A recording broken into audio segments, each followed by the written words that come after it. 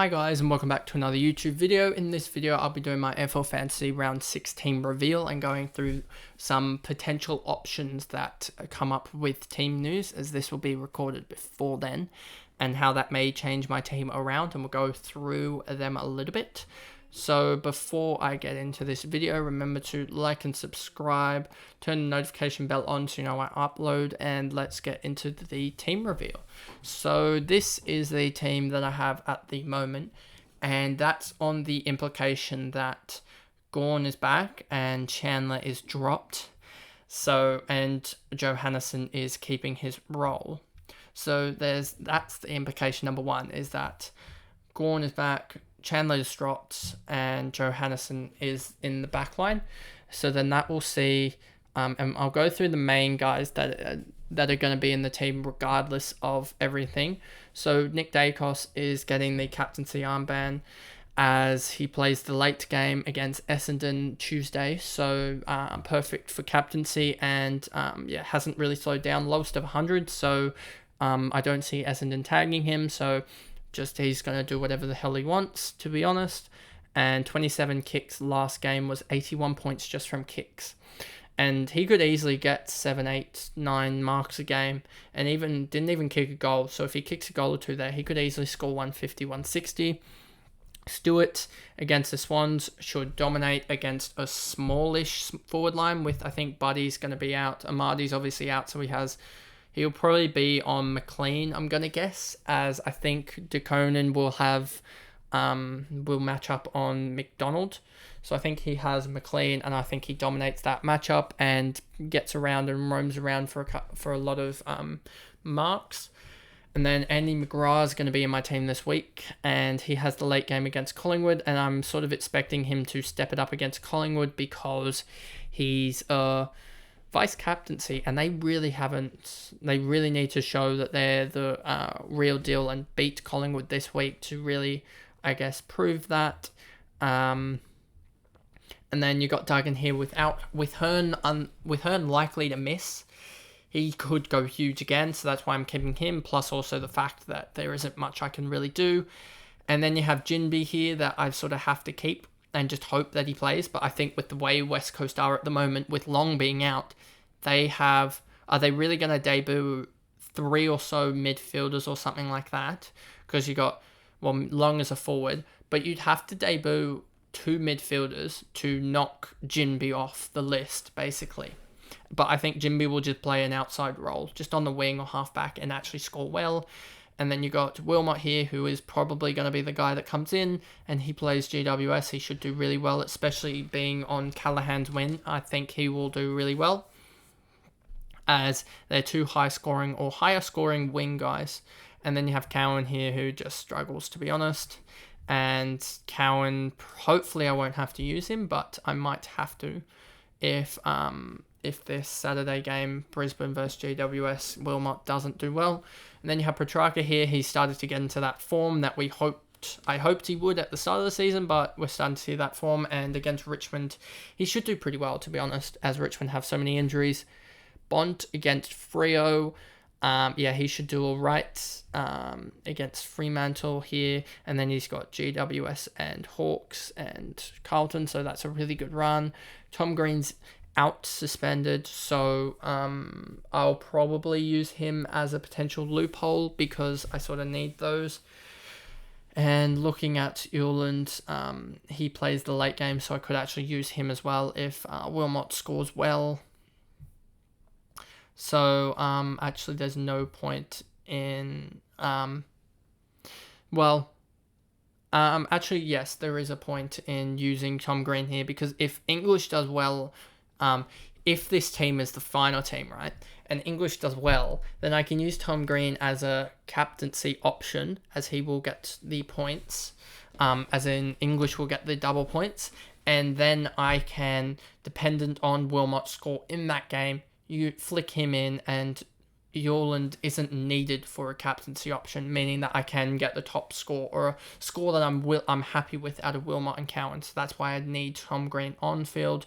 Gordon is just here because I needed a midfield. I needed a forward in the midfield, as my midfield isn't as strong at the moment, and I have 6 here. Warple, another good game from him with Day being out. I expect an 85 or so out of him. Ashcroft, another rookie. Philippou, I think, has an uptick now that Membry is back and they're starting to get their key forwards back, meaning he can play more of a small forward and pinch midfield minutes. Really uptaking his score. And then you got Oliver Holland against St Kilda. He's just sort of sitting here because I sort of need a guy to sit here.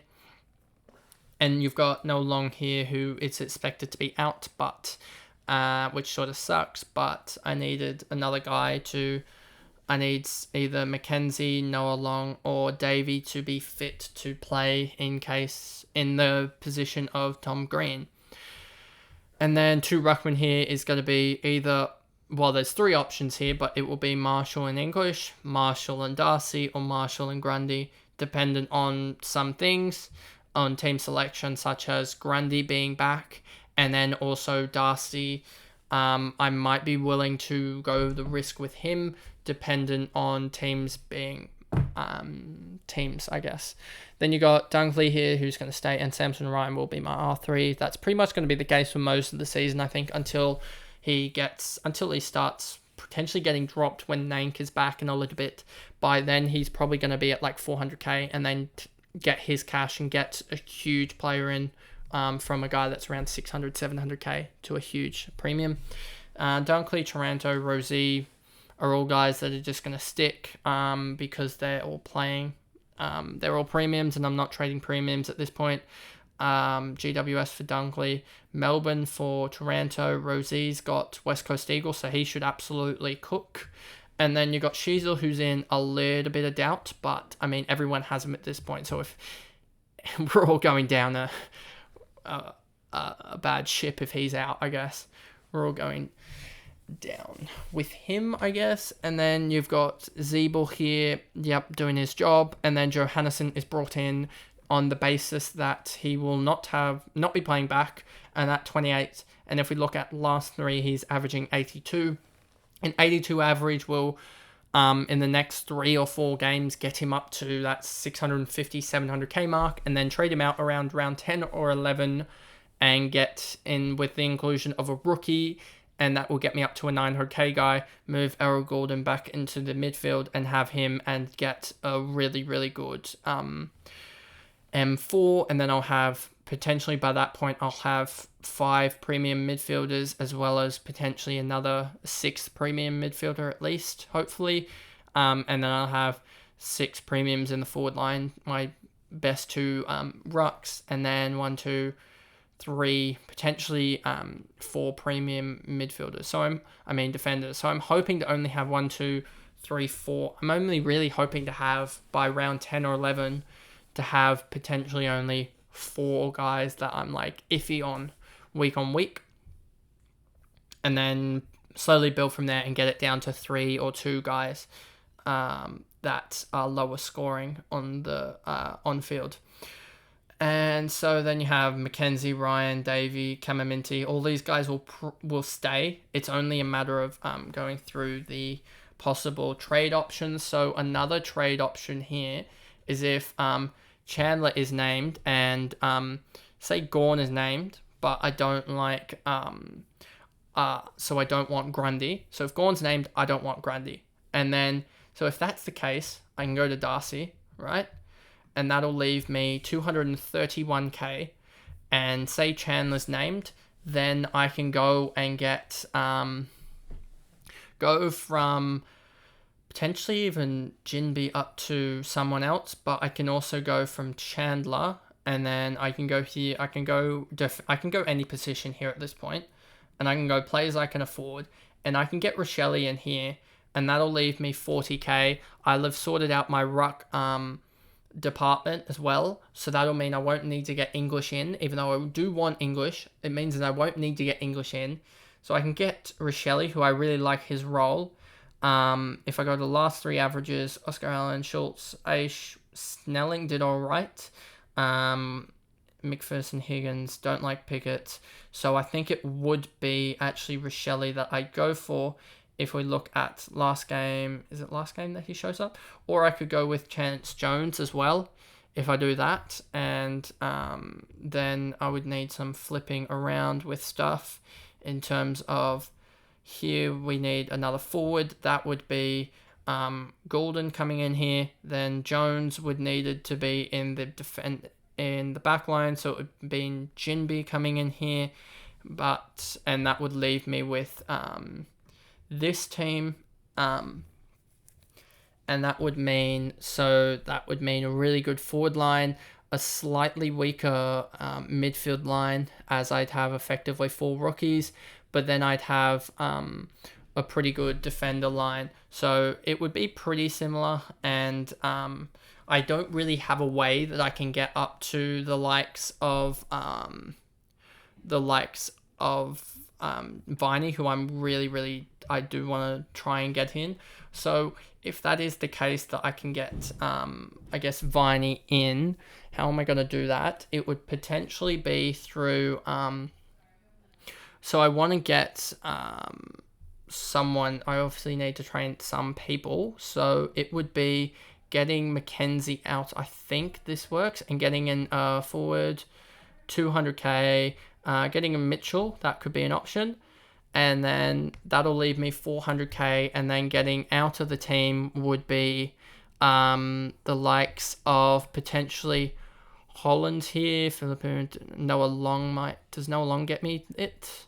I don't think he does. I think he's close. It could be getting Camaminti out and then going and grabbing midfielder Viney.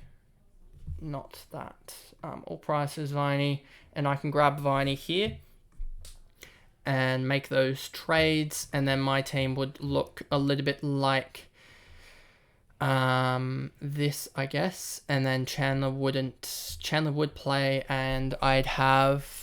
I'd probably move, so I'd need Chesser can go there, and then I'd go Gordon back here, Viney on field, Holland off, play probably, this would actually work a lot better, I think. This could be the actual trade that I do go for, if that is the case.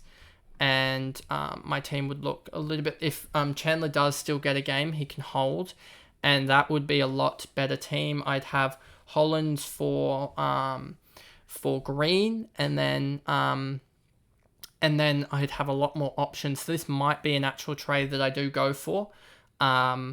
It's actually looking a lot better the more that I look at it, and yeah, so there's a lot of options for me, and I'll talk with some people about these potential trade options, and yeah, we'll go from there, I guess, and I will post on the community tab my final team. So you've sort of seen the options that I can go for. The only problem with that is that I would be basically banking on Grundy outscoring Darcy and sort of getting that leverage that I need to be able to get up to Day and Darcy next week or something like that. But that is certainly an option, and so yeah. If we go back to the main screen, that's my AFL team team preview for round 6, I should say. And I'll see you guys in another video. Thanks, guys. Goodbye.